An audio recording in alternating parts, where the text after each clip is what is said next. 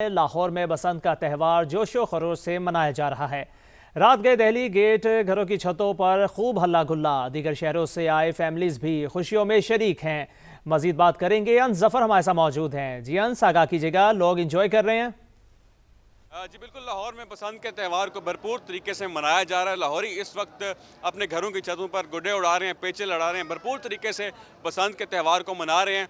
लेकिन हमारे साथ इस वक्त लाहौरी मौजूद नहीं है। हमारे साथ वो मौजूद हैं जिनको लाहौरी ने वेलकम किया है। दीगर शहरों से लोग आए हुए हैं, मंडी बहाउद्दीन से स्पेशल यहाँ पे हमारे साथ एक गेस्ट मौजूद हैं। उनसे जानने की कोशिश करते हैं कि बसंत के त्यौहार को उन्होंने किस तरह सेलिब्रेट किया। और कुछ लोग ऐसे हैं जो बहावलपुर और दीगर जनूबी पंजाब के इलाकों से आए हैं, उनसे भी बात करते हैं। अच्छा, मुझे आप बताएं, आपको कैसा लग रहा है यहाँ पे आके और बसंत के हवाले से क्या कहेंगे? अस्सलाम वालेकुम जी, ये बड़ा अच्छा है। लाहौर का एक इवेंट होना चाहिए। 15-17 साल हो गए हैं, किसी बस गवर्नमेंट की वजह से जो है वो हो गया। बहरहाल अच्छी इनिशिएटिव है और इस तरह की एक्टिविटीज़ होनी चाहिए बहुत ज़्यादा। इससे हमारे पास जो है वो इंटरनेशनल लोग भी आते हैं, लोगों का एक पाकिस्तान का एक नाम बनता है, एक फेस्टिवल है, तो बस अच्छी चीज़ है। तो बाकी ये मैडम, आप मुझे बताएं, आपको लाहौरियों की जो मेज़बानी है वो कैसी लगी? बहुत अच्छी माशाल्लाह से। तो आपने किस तरह सेलिब्रेट किया है बसंत को, और आप अपने इलाके में इस तरह के फेस्टिवल होने चाहिए? हाँ जी, बिल्कुल होने चाहिए। बहुत मज़ा आया है, बहुत इन्जॉय किया हमने अपनी फैमिली के साथ। यहाँ पर कुछ नौजवान भी हमारे साथ मौजूद हैं जो बहावलपुर से आए हैं। अच्छा, आप मुझे बताएं, आपको कैसा लग रहा है यहाँ पे आके? बहुत मज़ेदार था। ये एक इवेंट ऐसा था जिसने हमारे बचपन की यादें ताज़ा कराई हैं। बसंत लाहौर का जो एक मेन इवेंट था, उसको दोबारा लाहौर की जो अपनी रौनकें थी उनको उजागर किया। एंड थैंक्स टू मरियम नवाज़ कि उन्होंने ये सारे फेस्टिवल को एक ऑर्गेनाइज़ किया, बड़े तरीके से हर चीज़ को मैनेज किया। सारे इंतज़ामात बहुत अच्छे थे। इंशाल्लाह हम यही चाहेंगे कि अब ये फेस्टिवल जो है ना हर साल होता रहे। Thank you.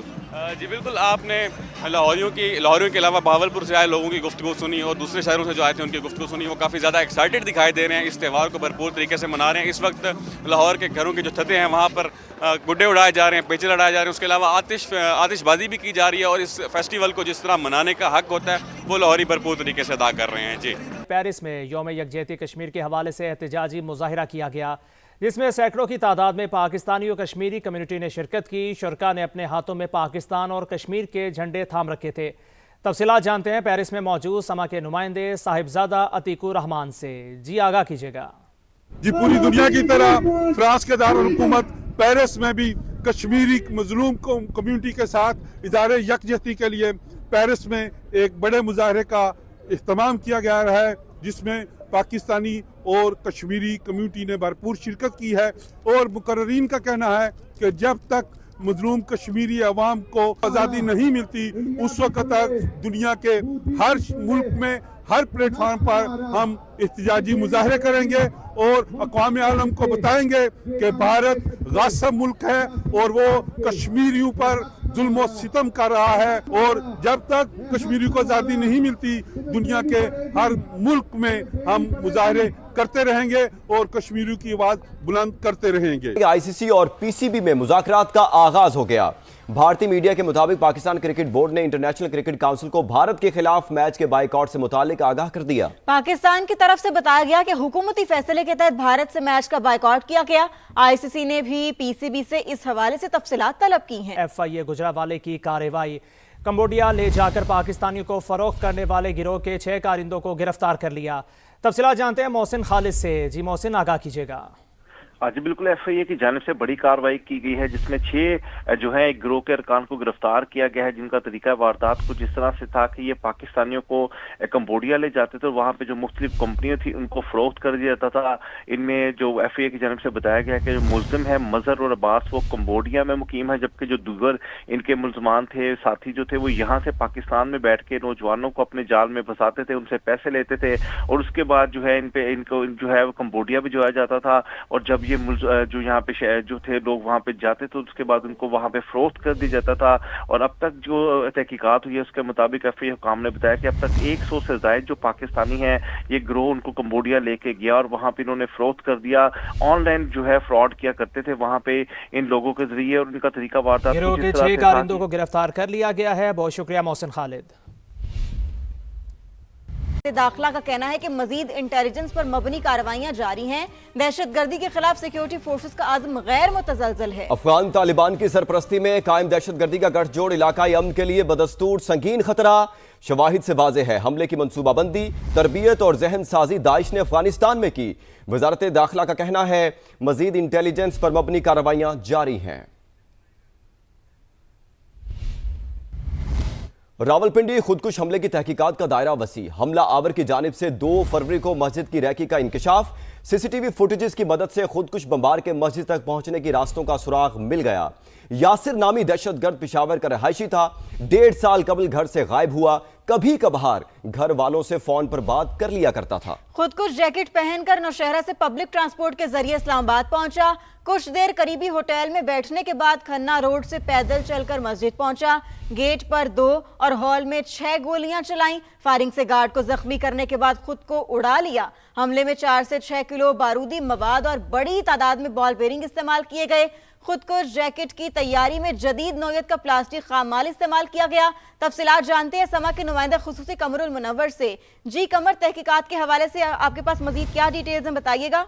जी तरलाई, बम धमाके में जो लोग पकड़े गए उनमें एक अहम शख्स जो है वो अफगान मास्टरमाइंड जो था, जिसका ताल्लुक दाइश से था, उसको गिरफ्तारी के बाद अब जो तहकीकात का दायरा है उसको मज़ीद वसी कर दिया गया है, जो कि पूरे पाकिस्तान में तमाम जो CTDs हैं और इसके अलावा हसास इदारों उनके साथ ये मालूमात जो है वो शेयर की जा रही है। दूसरा, इन तहकीकात के दौरान एक चीज़ और सामने आई है कि जो इसमें खुदकुश जैकेट इस्तेमाल की गई है वो थोड़ी जदीद तरीके से बनाई गई थी कि उस खुदकुश जैकेट के अंदर जो बॉल बेरिंग की गुंजाइश थी वो बहुत ज़्यादा थी, क्योंकि इसमें प्लास्टिक का इस्तेमाल किया गया था और प्लास्टिक को इस्तेमाल करते हुए ये बॉल बेरिंग बारूद के साथ जो थे वो नस्ब किए गए थे। और जो खुदकुश हमलावर था उसने ना सिर्फ उसको वेस्ट पे इस्तेमाल किया बल्कि अपनी टांगों के ऊपर भी उसको बांधा था, जिसकी वजह से इतने ज़्यादा जो बॉल बेरिंग उसमें इस्तेमाल हुए।